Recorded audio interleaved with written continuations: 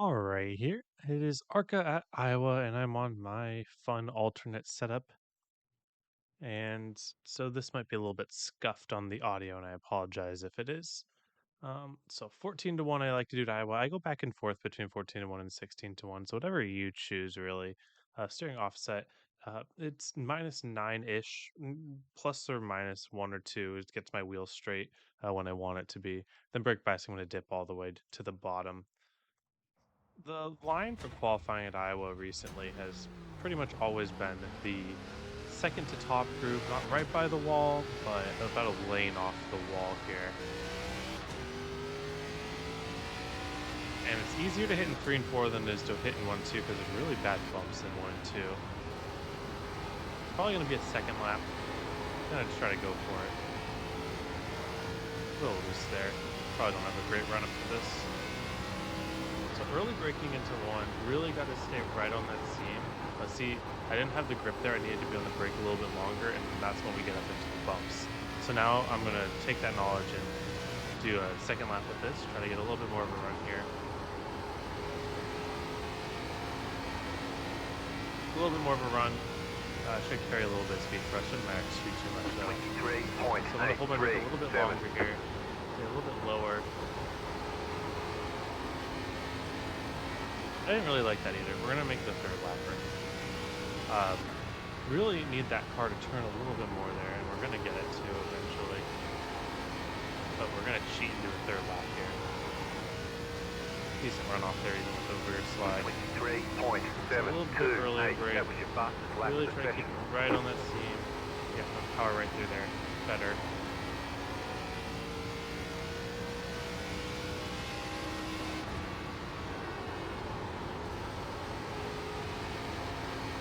Better run through here. 23.458. New fast flat for you. There we go. This is the best one yet. Uh-oh. A rare fourth lapper incoming. You know, those fourth lap hot laps. Oh yeah, this is good technique though.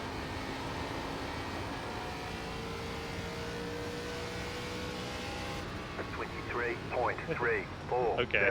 I just cheated a lot for that, but you know, it's the fundamentals that count. Okay, if you ever need 4 laps for a hot lap, I'm your guy.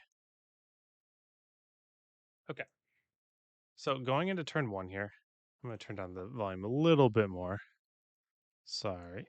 Really trying to figure this out as I go on this setup. It's a laptop. Okay. So going to turn 1 here. I'm really trying to get my car pointed at the seam early, and I'll sound like a broken record. We run into this combo a lot, and I talk about the same things every time, but that's okay because this is like the final hurrah of the ARCA car.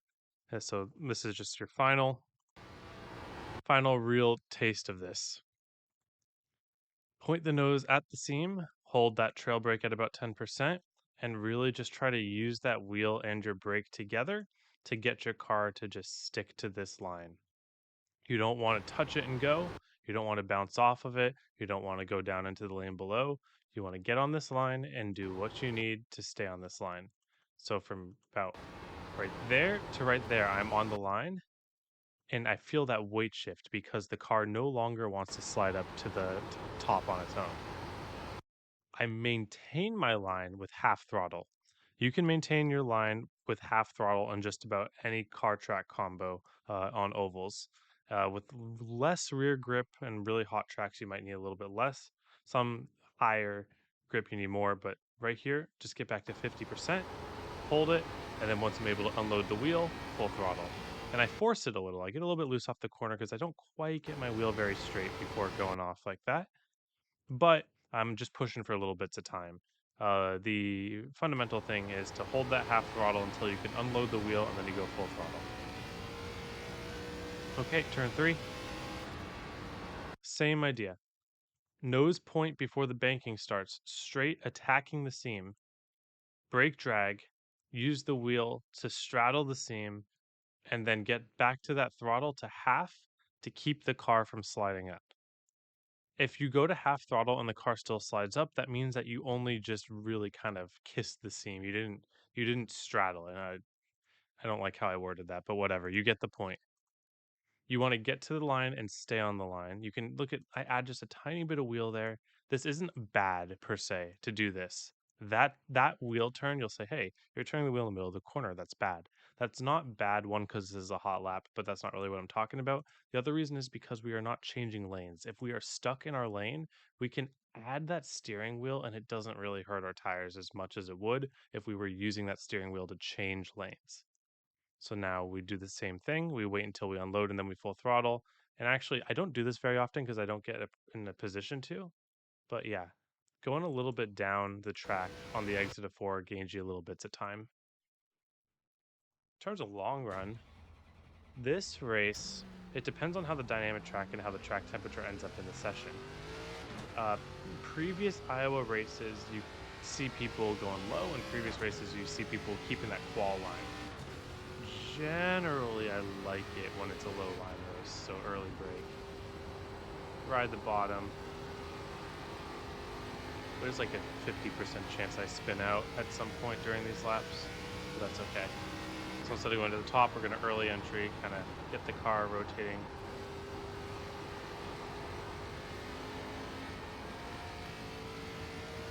You really want to use that brake to get your car pointed all the way down. That's better. But the problem is that that top lane just carries so much more momentum. 23.8. So early break into one, and you really try to get the car pointed down. I'm not doing a good job of getting my nose pointed there, so it's not really helping me. 3 and 4, though, it's more of a traditional corner where you just get to the bottom and you stay on the bottom. 23.665. Earlier break, yeah, this is it. See how far I'm pointing down here?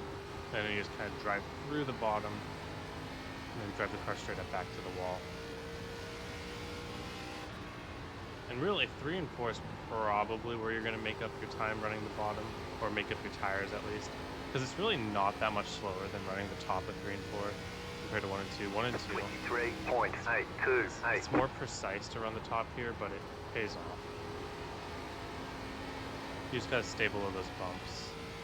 Even then, it's not that fast. But this is a valid long run line too. You gotta make sure to keep your fundamentals of not forcing the throttle too early to where the car understeers. 23.648. Like early entries, really make sure that you're sticking to your line.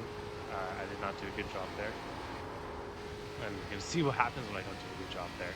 1 and 2 is a little more precise.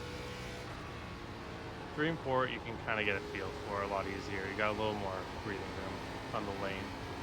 You don't have to put your car in such a tight spot. 1 and 2, though, the risk versus reward is really nice up top. Because if you can get like this and keep it right on the seam, you can kind of power through those bumps and drive it really good for the rest of the corner. Ow. Never mind.